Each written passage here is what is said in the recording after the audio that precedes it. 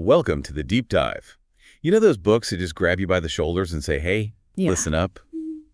That's how I felt reading this excerpt from Opening the Hand of Thought. Oh, really? What was it about this one that hooked you?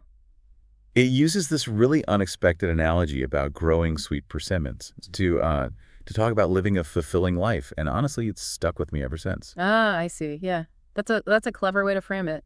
It takes something we can easily picture, like patiently tending a fruit tree, and connects it to the bigger idea of cultivating a life of meaning, right? Right. So today we're diving into this idea of growing your own sweet persimmon life. We'll unpack that analogy, dig into the Buddhist principles behind it, and then explore how you can actually put these ideas into practice. Because who doesn't want a life bursting with, metaphorical sweetness? Absolutely. And what's fascinating is how this excerpt draws a clear distinction between a life focused solely on material possessions and one guided by, deeper principles. Totally. We've all been caught up in wanting the latest gadget or that dream job, thinking it'll bring us lasting happiness.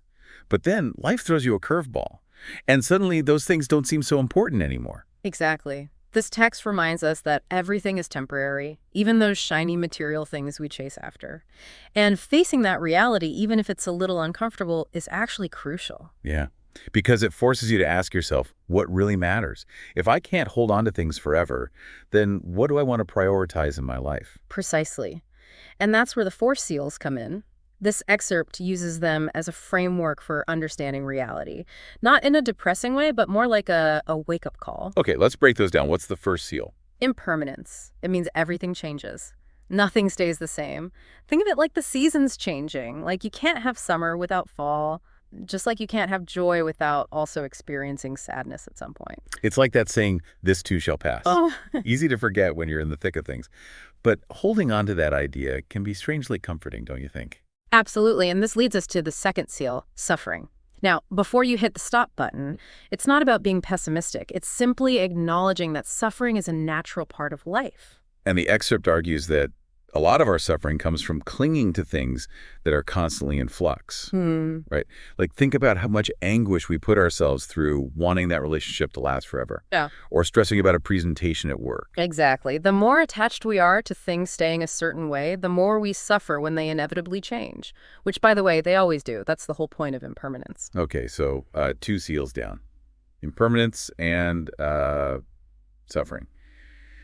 Yeah, I'm starting to see how this all connects, but it's definitely a different way of looking at things. It is, and it's in those aha moments where real change can happen. We've got two more seals to go, and the next one is a bit of a mind bender. Okay, hit me with it. What's seal number 3? Lack of independent existence. Okay. In other words, nothing exists in isolation. We're all part of this giant, interconnected web of causes and conditions. So like the butterfly effect. Yeah. A butterfly flaps its wings in Brazil, and it causes a hurricane somewhere else. That's a simplified way of thinking about it. But yes, you can't separate yourself from everything else. Your actions have ripples, and everything you experience is a result of countless events and choices, both big and small. That's both humbling and kind of mind-blowing. Yeah. But how does this tie back to the idea of living a sweet persimmon life? Well, recognizing this interconnectedness helps us let go of the illusion that we're completely in control. We can't control everything that happens to us, but we can control how we respond. No. Yeah.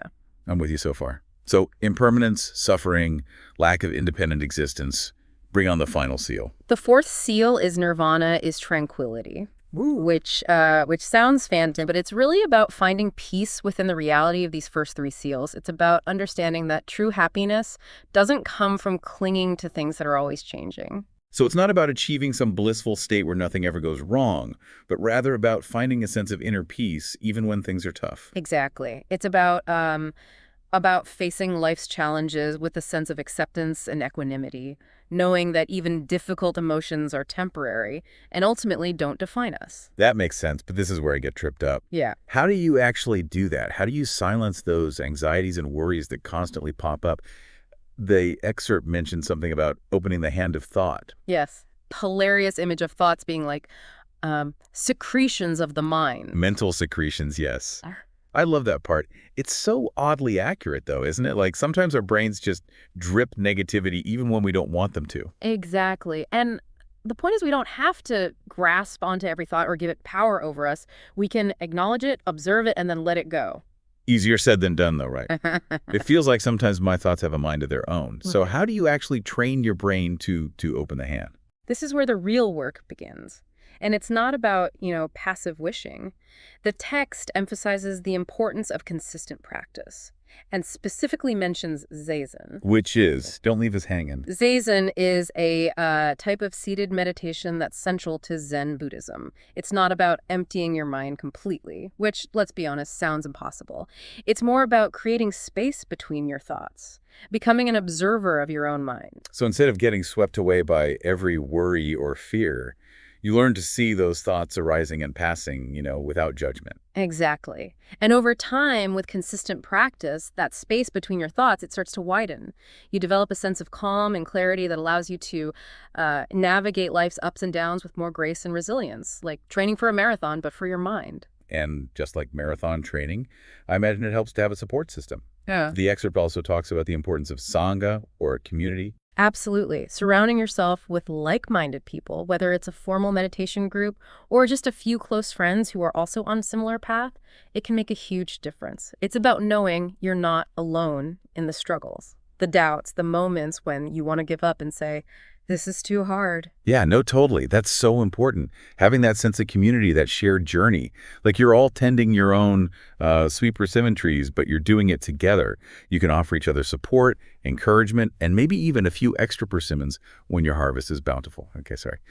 Got a little carried away with the analogy there. Yeah. But seriously, having a sangha sounds invaluable. It is, and it circles back to that idea of interconnectedness we were talking about. We're not meant to do this alone. Yeah. But even with support, it's easy to fall into the trap of thinking about personal growth as a destination. Like, once I achieve X, then I'll finally be happy and at peace. Right. It's like we're constantly chasing after some idealized version of ourselves instead of accepting and appreciating who we are right now in this moment. But this text challenges that whole idea, doesn't it? It does. It actually suggests that we are always in the midst of enlightenment, Mm. not in some grand mystical sense, but in the simple act of being present and awake to our experience. So it's about recognizing that those moments of peace, joy, and connection are already present in our lives, even if they're, sometimes fleeting or overshadowed by our thoughts. Exactly. It's about cultivating a mindful awareness that allows us to recognize and appreciate those moments when they arise, instead of constantly searching for something outside of ourselves. That's such a powerful shift in perspective. But how do we cultivate that kind of awareness, in the midst of our busy, often stressful lives? Well, the text emphasizes two key practices. We've already talked about Zazen, that seated meditation. The other practice it highlights is cultivating a nurturing mind, or Roshin. Roshin, what's that about? Yeah. It's about cultivating compassion and kindness, both towards ourselves and others.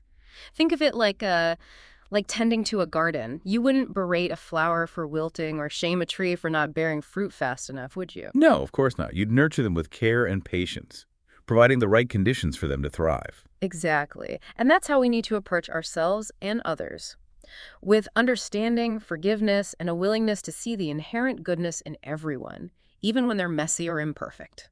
That's beautiful. And I imagine that as we cultivate this Roshin, this nurturing mind, it naturally creates more space for peace and joy to blossom in our lives. Just like that persimmon tree, patiently tended and cared for, eventually bearing its sweet fruit. What a wonderful image to end on. It reminds us that a fulfilling life isn't something we achieve overnight. It's an ongoing process of cultivating our inner garden, tending to the tree of our being with patience, compassion, and a deep appreciation for the natural rhythms of growth and change. I love that. Okay, listeners, here's something to ponder as you go about your week. What does tending to your own sweet persimmon life look like? What practices help you cultivate a more mindful, compassionate, and fulfilling existence? Until next time, happy diving.